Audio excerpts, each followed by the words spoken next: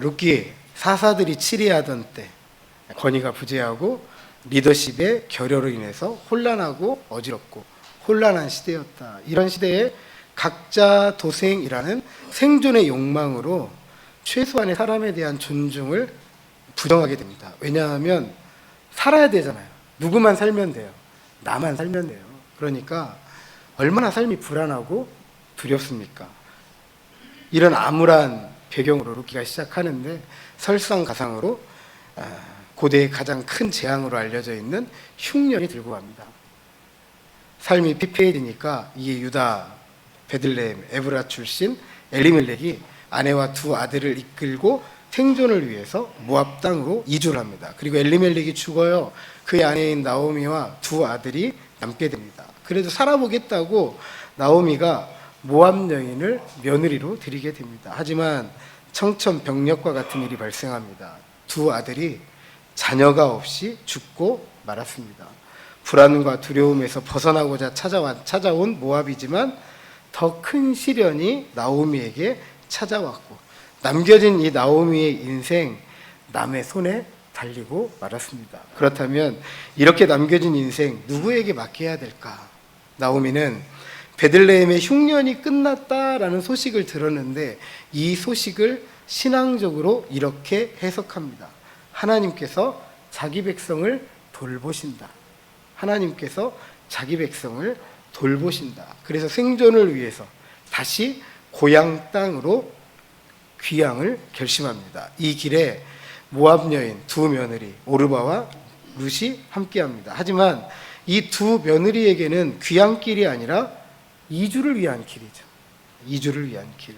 나오미는 두 며느리가 자신과 죽은 아들들에게 선대했던 것을 기억하고 니들의 어머니 집으로 돌아가서 새로운 가정을 꾸리고 참된 쉼을 얻고 살아라 라고 권면을 합니다. 처음에는 두 며느리가 완강하게 거절하는데 후에 오르바는 입을 맞추고 떠나고 룻은 나오미를 붙잡게 됩니다. 그런 룻을 나오미가 다시 단념시키고자 이 룻의 뿌리를 잘라내기까지 몰아세웁니다. 네 동서도 돌아갔고 네 민족과 네 신으로 돌아가라.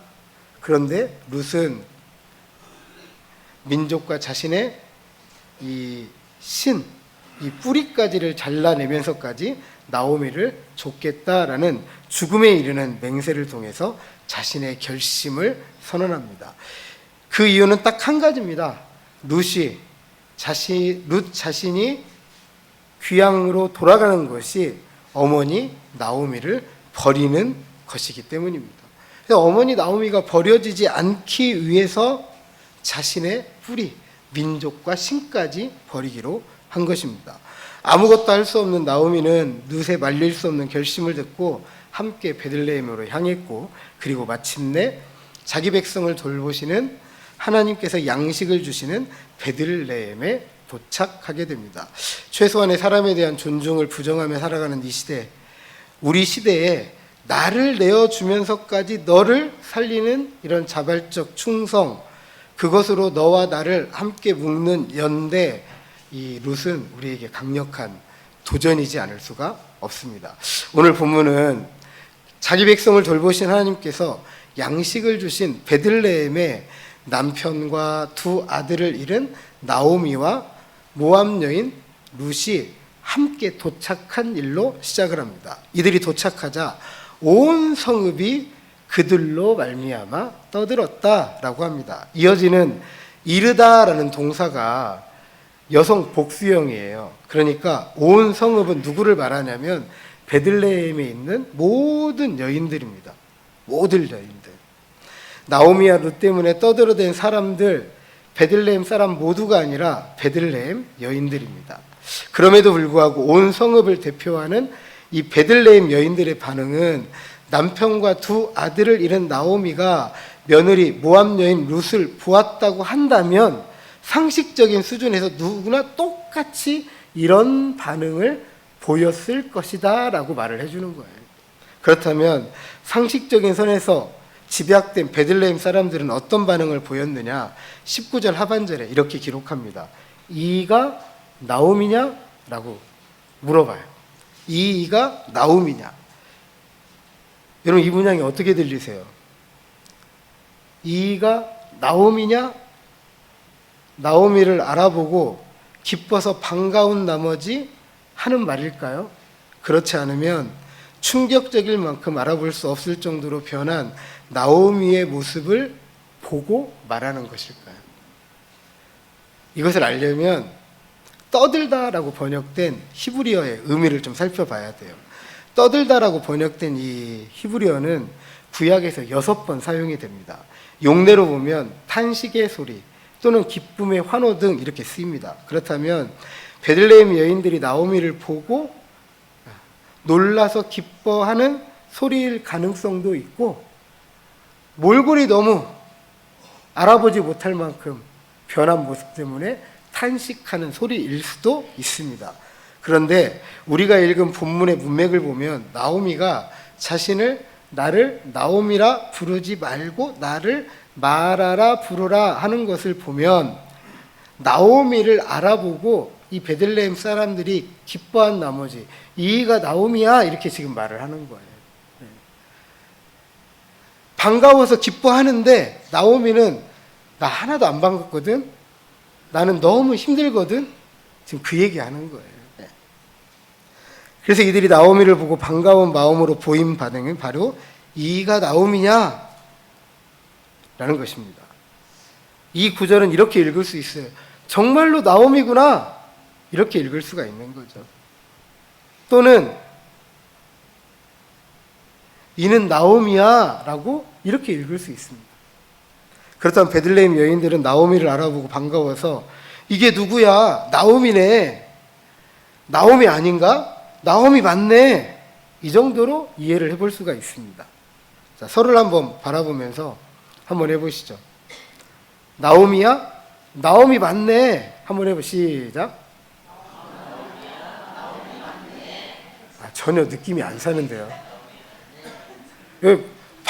오랜만에 누구를 만났어요. 어떻게 해야 되죠? 나오미야? 나오미 맞네. 이렇게 하셔야죠. 자, 한번 해보겠습니다. 시작. 뭔가 아직도 부족한데 하나도 안 반갑네요. 네. 이 베들레헴 사람들이 지금 나오미를 보고 하는 거예요. 나오미를 보고.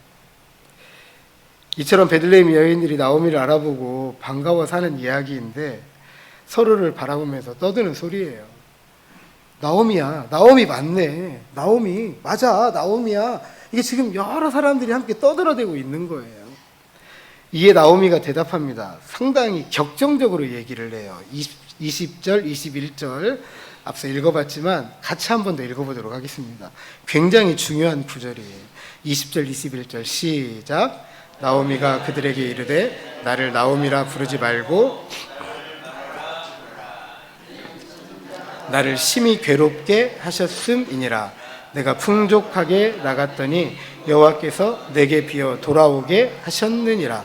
여호와께서 나를 징벌하셨고 전능자가 나를 괴롭게 하셨거늘 너희가 어찌 나를 나오미라 부르느냐 하니라. 아멘. 나오미의 지금의 심경을 밝히는 핵심적인 본문입니다. 21절 하반절에서 자신의 이름을 나오미라 부르지 말라. 20절에도 보면 나를 나오미라 부르지 말고 마라라 부르라 이렇게 이야기를 합니다. 이게 나오미의 지금 고통스러운 심정을 말하는 거예요. 지금 현재 내가 얼마나 고통스러운지 모른다라고 말을 하는 겁니다. 나오미는 20절에서 먼저 베들레헴 여인들에게 두 가지를 요청합니다. 나를 나오미라 부르지 말고 마라라 불러야 되는데 그 이유가 무엇이냐? 하나는 지금 그거고 나오미라 부르지 말고 마라라 부르라는 것이고, 또 다른 한 가지는 전능자가 나를 심히 괴롭혔다, 쓰게 했다라는 것입니다. 그리고 한 번 더 21절 하반절에서 너희가 어찌 나오미라 부르느냐라고 질문하면서 그렇게 부르지 말 것을 한 가지 요청합니다. 그게 뭐냐 하면 한 가지 요청하고 이유를 두 가지로 말하는데 여호와께서 자신을 징벌하셨기 때문이고 다른 하나는 전능자가 나를 괴롭게 하셨기 때문이다. 결국 나오미는 자신이 나오미라 불리기를 원하지 않는데 그 이유가 내가 풍족하게 나갔다가 여호와께서 내게 비어 돌아오게 하셨는데 그 비도록 할 만큼 자신을 괴롭게 하고 힘들게 하고 고통스럽게 하고 눈물 나게 한 원인이 누구냐? 이 모든 고통과 고난의 원인이 전능자 여호와께 있다라고 말하는 것입니다. 즉 전능자 여호와가 자신이 당한 모든 재난의 원인이다라고 밝히는 것입니다. 특별히 전능자로 번역된 히브리어 샤다이, 엘샤다이, 엘 빼고 샤다이만 써 있는데 샤다이, 인간을 다스리는 지배자 하나님, 축복을 베풀기도 하시고 인간의 운명을 결정하시고 공의를 행하고 악을 심판하는 하나님을 묘사하는 단어입니다. 나오미의 풍족함과 텅빔이 인간의 운명을 결정하는 전능하신 하나님에게 있다라고 분명하게 밝히는 것입니다. 하지만 위와 같은 이 나오미의 태도 때문에 그동안 나오미의 이해가 서로 달랐습니다. 어떤 분은 나오미가 하나님께 이렇게 분노하는 모습을 보고 하나님의 이름을 알고 있었지만 하나님을 믿지 않았다. 나오미는 불신앙이다. 이렇게 치부합니다. 또 어떤 분은 자기가 당하고 있는 현실을 똑바로 직면하고 자신의 비참함에 대해서 궁극적인 원인이 누구인지를 알고 자기가 있어야 될 자리로 돌아온 신앙인의 모습이다라고 이렇게 해석을 합니다. 이렇게 동일한 본문에 대한 해석이 이렇게 다를 때 여러분 어떻게 해야 될까요? 나오미가 신앙인 같으세요? 아니면 신앙이 없는 것 같으세요? 목사님이 알려주셔야 되지 왜 저희들한테 물어보십니까?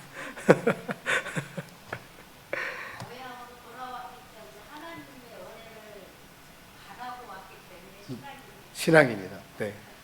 살펴보시죠. 신앙인인지 신앙이 없는지. 네.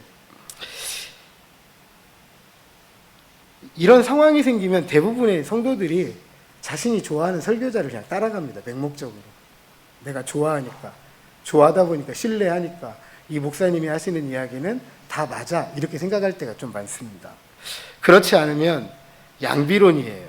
이렇게도 이해할 수 있고 저렇게도 이해할 수 있고 이렇게 보면 신앙인 저렇게 보면 불신앙인 뭐 이렇게 이해할 수 있다라고 하면서 필요에 따라 바뀌어요. 이때는 신앙이 이때는 불신앙이 이렇게 이제 생각을 합니다.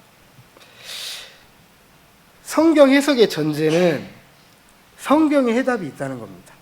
그래서 성경이 성경의 답이다 이렇게 이야기를 합니다. 그것은 성경이 말하고자 하는 의도가 분명하다는 거예요. 왜 이렇게 말을 하고 있는지 분명한 의도가 성경에 있다라는 이야기입니다. 우리는 그 분명함을 어디에서 찾아야 되냐면 성경에서 찾아야 돼요. 내가 좋아하는 목사님이 이렇게 설교하니까 이렇게 말하니까 믿는 게 아니고 성경이 그렇게 이야기하느냐 이걸 자꾸 따지셔야 돼요. 그것은 본문에 대한 가장 좋은 해석이라고 말할 수 있습니다. 그렇다면 우리들에게 나오미는 신앙적으로 보이는지 그렇지 않으면 신앙이 없는 것으로 보이는지 한번 살펴보도록 하겠습니다. 보통 나오미의 이런 태도를 애가라고 부릅니다. 애가, 슬픔의 노래라고 부릅니다. 하나님께서 나한테 이러실 수 없다라는 거예요. 보통 어떤 상황에서든 내 삶이 이래서는 안 된다라고 부르짖는 고통의 소리를 성경에서 애가라고 말합니다. 따라서 애가의 대상은 누구냐면 하나님이에요. 하나님. 애가는 겉으로는 원망하고 불평하고 탄식을 늘어놓는 것이지만 그것은 하나님을 향한 부르짖음입니다.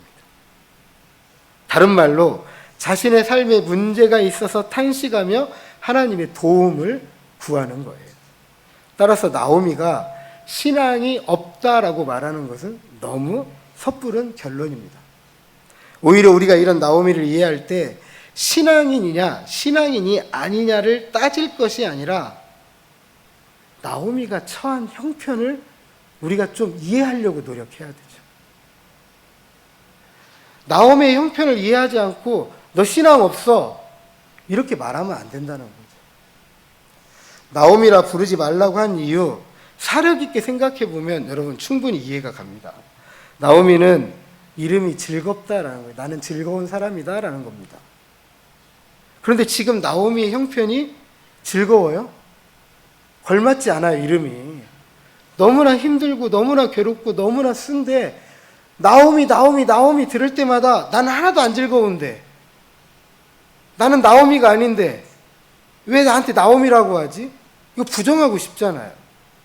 그러니까 내 형편에 맞는 이름으로 불리고 싶은 거예요. 나 써. 나 힘들어. 나 고통스러워. 말하라고 불러줘. 이렇게 말합니다. 사람이 바뀌었습니까? 사람은 안 바뀌었죠. 그 사람의 형편이 바뀌고 나니까 즐겁다라는 이름으로 불리기를 원하지 않는 거예요. 힘들다. 나는 슬프다. 이렇게 이름 불리기를 원하는 거죠. 그 이유를 나오미가 말합니다. 20절 하반절. 전능자가 나를 심히 괴롭게 하셨다. 쓰게 하셨다. 그렇다면 전능자가 어떻게 나오미를 쓰게 만들었을까? 이미 나오미는 13절에서 여호와의 손이 나를 치셨다. 나는 너희로 말미암아 더욱 마음이 아프다.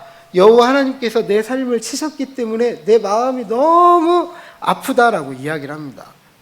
흉년에 생존을 위해 모압으로 이주했는데 남편 죽고 두 아들 죽은 일 얼마나 쓰딨어요.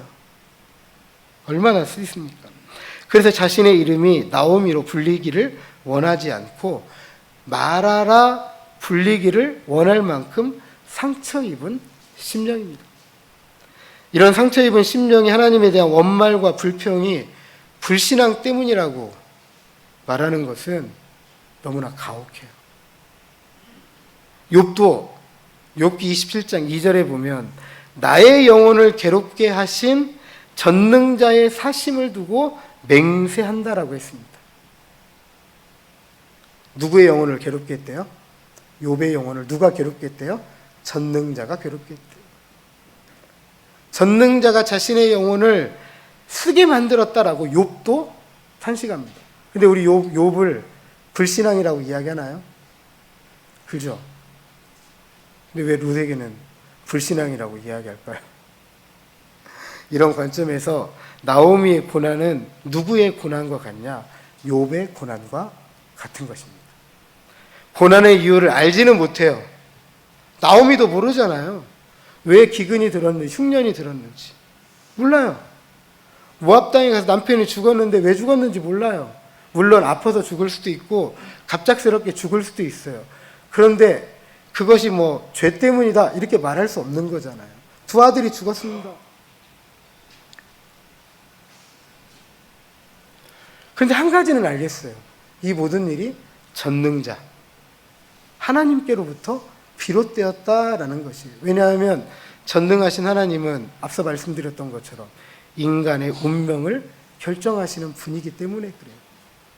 그것을 강조하기 위해서 21절 중반절에 보면 여호와께서 나를 징벌하셨고 나를 괴롭게 하셨다라고 합니다. 문자적으로 징벌하셨다라는 것은 불리하게 증언했다, 대적하여 증언했다, 또 괴롭게 하셨다는 쓰게 하다, 재앙을 일으키다라는 법적인 용어입니다. 그렇다면 이런 얘기예요. 여호와께서 부당하게 증언하셔가지고 내가 고난을 받았다. 이런 이야기입니다. 따라서 나오미의 입장에서 쓰디쓴 삶의 이유를 알지 못하는 것이기 때문에 그 쓰디쓴 삶의 이유가 누구에게 있다? 여호와 전능자에게 있다라고 돌리는 거예요. 그만큼 우리는 우리의 삶을 다 이해할 수 없다는 것입니다. 여러분, 여러분의 삶을 다 이해하고 살아가세요? 이해가 되는 것도 있지만 어떻게 보면 이해가 안 되는 게 훨씬 더 많아요. 그냥 살아가고 있으니까 살고 있는 것이지 그걸 자꾸 이해하려고 노력했다고 하면 여러분 삶을 살지 못합니다. 우리 이해 못해요. 우리의 삶에 대해서. 알고 살아가시는 분 없습니다. 그렇다면 이해할 수 없는 삶을 이끌어 가시는 전능하신 하나님을 향해서 애가를 부를 수밖에 없잖아요. 내 생각대로 안 되고, 내 마음대로 안 되고, 내 계획대로 안 되고, 그런 쓰디쓴 삶을 살 때 하나님, 왜 이렇게 내 인생은 써요? 왜 이렇게 내 인생은 괴로워요? 왜 이렇게 아파요? 라고 할 수 있는 거죠. 그것이 인생에 대한 가장 정직한 태도라고 할 수가 있습니다. 이처럼 상처 입은 심령에 대한 우리들의 태도는 신앙의 유무를 따지는 것이 아니라 하나님 앞에서 솔직한 자신의 심정을 쏟아내는 것이다 라는 것으로 이해할 수 있습니다. 그리고 이와 같은 애가가 상처를 이기는 중요한 삶의 길임을 우리는 알아야 됩니다. 왜냐하면 바로 그 순간이 아무것도 할 수 없는 자기 자신이 살기 위해서 하나님께로 돌아가는 시간이기 때문입니다. 마치 생존을 위해 아무것도 할 수 없던 나오미가 자기 백성을 돌보셔서 양식을 주신 하나님을 찾아 베들레헴으로 귀향 길에 오른 것과 마찬가지입니다. 그렇다면 하나님은 정말로 우리들의 이 삶의 이유를 알 수 없는 상처를 만드시는 분일까?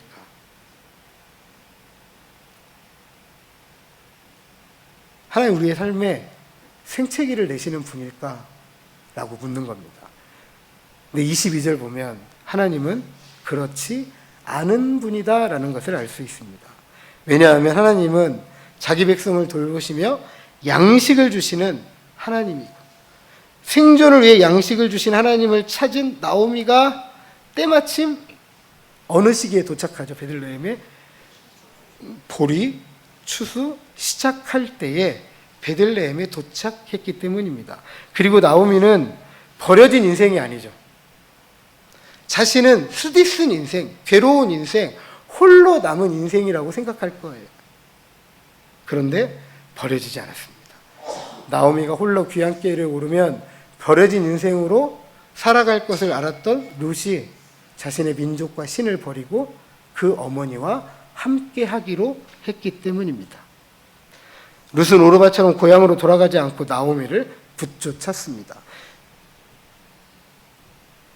모압 민족과 모압 신을 버리고 나오미의 백성과 나오미의 여호와를 선택했습니다. 나오미와 룻은 하나예요. 나오미에게는 새로운 삶의 가능성이 열려 있죠. 누구 때문에? 개인적으로는 아무것도 할 수 없지만 모압 여자 룻 때문에 새로운 삶을 살아갈 수 있는 가능성이 열린 거예요. 쓰디쓴 삶의 회복, 상처 입은 심령의 치유, 이 룻으로부터 시작될 것이다 라는 기대감을 우리에게 알려주는 거죠.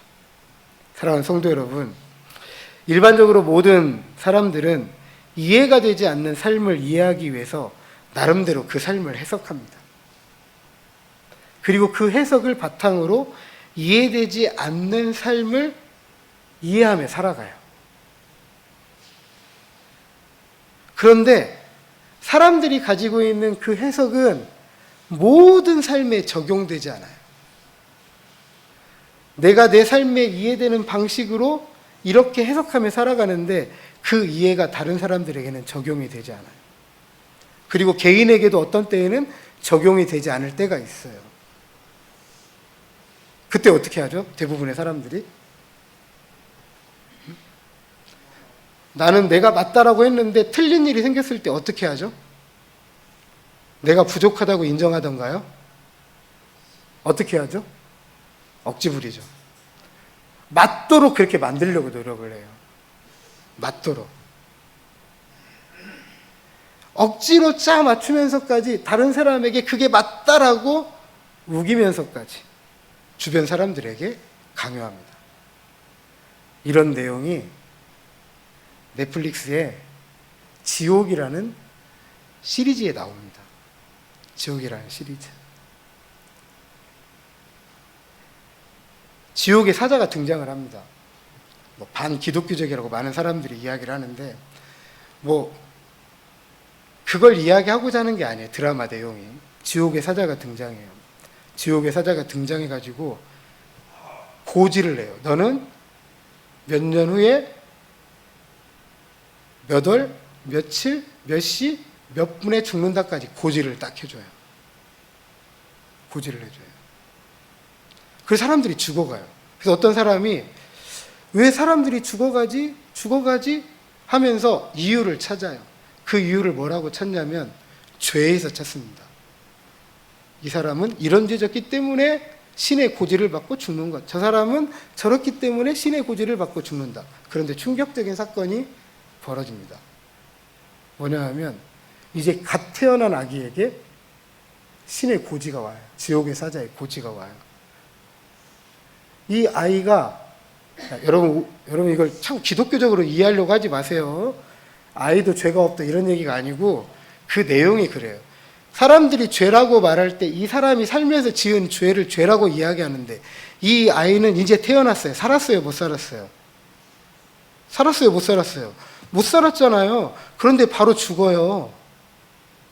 지금까지 죄 때문에 이 사람이 죽는다라고 했는데 죄가 없는 애가 죽으니까 어떻게 해야 되죠? 그걸 이야기해야 돼요? 이야기하지 않아야 돼요?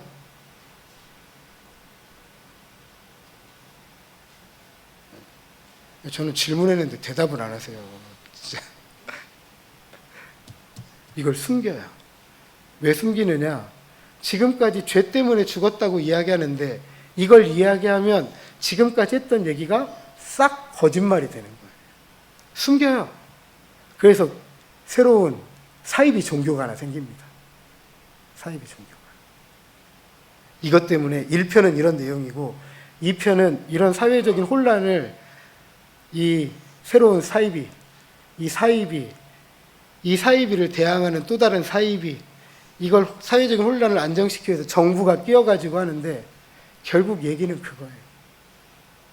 솔직하게 안 받아들이니까 숨기고 감추고 그러다 결국 모두가 망하게 됩니다. 이게 그 이야기예요. 이해할 수 없는 삶을 마치 이해하는 것처럼 살아가면서 자기뿐만 아니라 너 우리에게 억지로 짜맞추면서 강요하게 되면요. 나도 망하고 너도 망하고 우리도 망하는 거예요. 우리는 우리의 삶에 조금 더 정직해야 돼요. 정직해야 돼요. 누군가 고통 중에 있을 때 욥의 친구들이 그랬던 것처럼 욥도 친구들도 알지 못하는 죄 때문이라고 강요합니다. 욥에게 찾아와가지고 고통 중에 있는 욥에게 너 죄 지었잖아. 죄 회개해야 돼. 계속 강요해요. 욥은 알 수가 없어요. 자기는 나름대로 하나님께 한다고 했는데 도무지 뭔 죄를 찾을 수가 없는 거죠.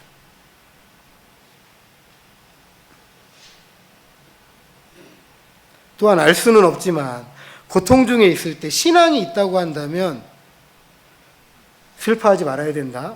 눈물 흘리지 말아야 된다. 탄식하면 안 된다. 원망하면 안 된다. 불평하면 안 된다라고 이렇게 이야기합니다. 원망하고 탄식하고 불평하고 눈물 흘리고 슬퍼하는 건 신앙이 없는 거야 라고 이야기를 합니다. 그래서 뭐라고 이야기하냐면 항상 기뻐해야 돼. 범사에 감사해야 돼. 쉬지 말고 기도해야 돼. 이렇게 강요를 해요. 한번 예를 한번 들어보죠. 장례식에 큰 슬픔을 가지고 있는 유가족이 있습니다. 그냥 너무 슬퍼서 눈물이 마르지 않아요. 눈물이 마르지 않아요. 근데 위로한답시고 슬퍼하지 말라. 울지 말아라. 슬퍼하고 우는 것은 신앙이 없는 거야. 라고 말하면 여러분 어떻게 들리세요? 어떻게 들리시죠? 너무 비인간적이잖아요. 우는데 같이 울어줘야지. 우는 사람에게 믿음 없다고 그렇게 이야기하면 되겠어요. 근데 우리가 정말 많이 하는 실수예요. 많이 하는 실수. 그러다 보니까 우리 옆 사람들에게 정직하게 이야기를 못해요. 아프면 아프다고 이야기하는데 아프다고 말 못합니다. 힘들면 힘들다고 말해야 되는데 힘들다고 말을 못해요. 슬프면 슬프다고 말해야 되는데 못해요. 고통스럽다고 말하지 못해요.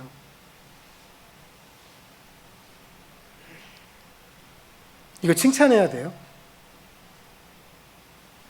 자랑해야 될까요? 저 사람은 힘들어도 힘들다고 말하지 않아. 믿음으로 이겨내고 있어. 칭찬받을 일이에요? 자랑할 만한 일일까요? 아니면 위선이자 거짓 경건일까요? 나오미와 욥의 이야기는 우리에게 하나님 앞에서 가장 정직한 신앙인의 모습이 어떤 것인지를 잘 가르쳐 주고 있습니다. 우리가 알고 있는 시편 150편 중에 감사의 찬양 시보다 탄식의 애가가 더 많다라는 것 우리가 기억할 필요가 있습니다. 시편은 찬양한다라는 이야기보다 내가 슬프다라는 이야기가 더 많아요.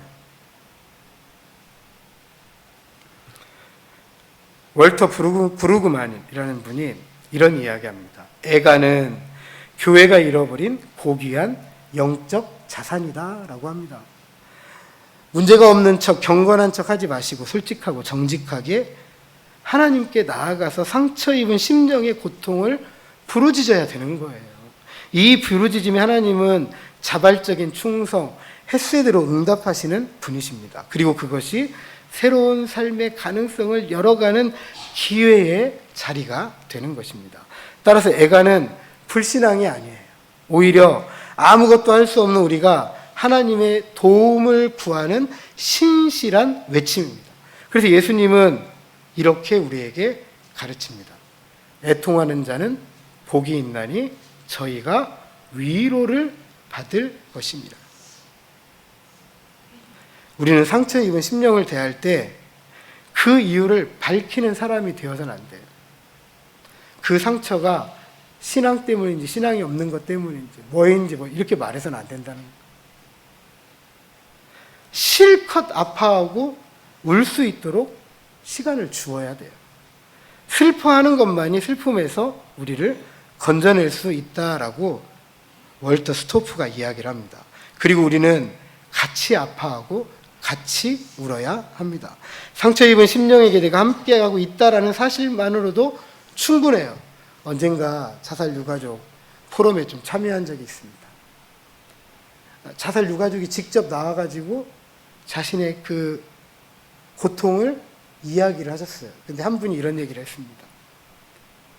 어느 날 벤치에 앉아가지고 남편이 그렇게 죽은 일 때문에 한없이 슬퍼가지고 울고 있는데 그 아파트 단지에 어떤 아주머니 한 분이 옆에 오시더니 수건을 하나 주고 가시더래요.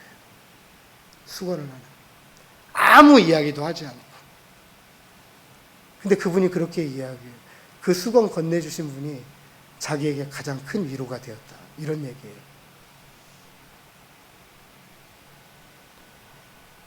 아파하는 사람들에게, 슬픈 사람들에게, 고통 중에 있는 분들에게 우리는 잠시 옆에 머물러 앉아 주는 것만으로도 충분합니다. 뭔가 막 이야기해가지고 설명하고 이해시킬 필요가 없는 거예요.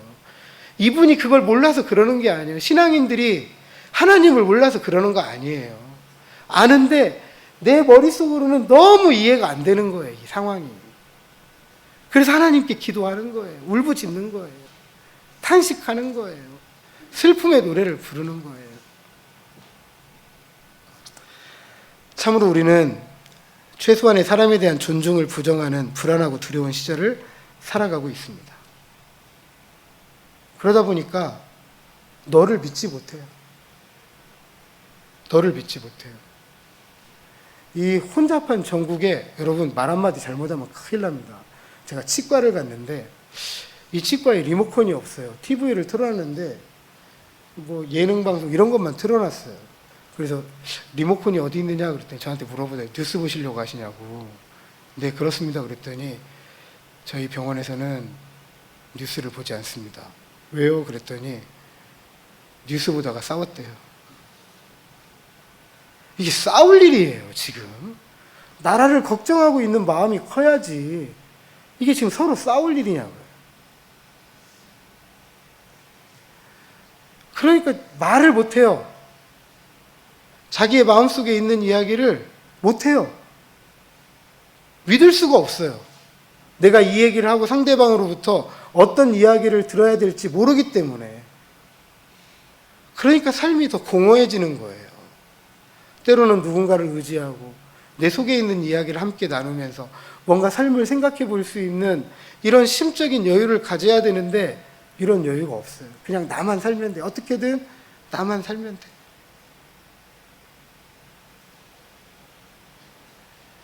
이게 어떤 것으로 이 상처가 치유되겠습니까? 그 어려움이 정말 깊어져 가고 있습니다. 깊어져 가고 있어요. 이때 우리가 할 수 있는 게 뭐냐면 한 가지입니다. 이런 삶을 슬퍼하는 거예요. 진보냐 보수냐의 문제가 아닙니다. 진보냐 보수냐의 문제가 아니에요. 이렇게까지 된 우리들의 삶 때문에 함께 울어야 돼요. 함께 울어야 돼요. 왜 우리가 이렇게 살아야 되죠? 무엇 때문에 그렇죠? 뭐 누구 한 사람에게 손가락질 할 수 있겠지만 지금 그런 상황이 아니잖아요. 그 한 사람의 문제가 아니에요, 지금은.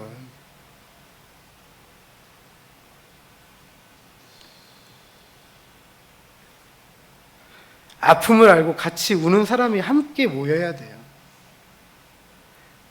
현실에 대한 한탄이 아니라 이런 현실에서 우리가 아무것도 할 수 없기 때문에, 그래서 더 아프고 더 슬프고 더 힘들기 때문에 그런 사람들에게 자발적인 충성, 햇세들을 통해서 도와주시는 하나님의 도움을 구하기 위해 부르짖어야 되는 거예요. 왜냐하면 새로운 삶의 가능성이 자기 백성을 돌보셔서 양식을 주시는 하나님에게 있기 때문입니다. 이유를 밝히기 전에 전능하신 하나님을 향해서 한 걸음 한 걸음 나아가서 그분의 돌보심 아래에서 우리의 참된 삶의 자리를 마련할 때 우리가 잃어버린 삶의 평안, 우리가 잃어버린 삶의 기쁨, 감사를 되찾을 수 있는 것입니다. 부디 나오미와 욥처럼 애가를 부르면서 하나님께 나아가서 자발적 충성을 통해 하늘의 참된 위로로 우리와 함께 하시면서 새로운 삶의 가능성을 열어갈 때 하나님의 정의가 흘러가는 하나님의 나라 함께 이루고 성취해가면서 그 나라의 복을 충만하게 받아들이는 저와 여러분 되시기를 주님의 이름으로 축복합니다.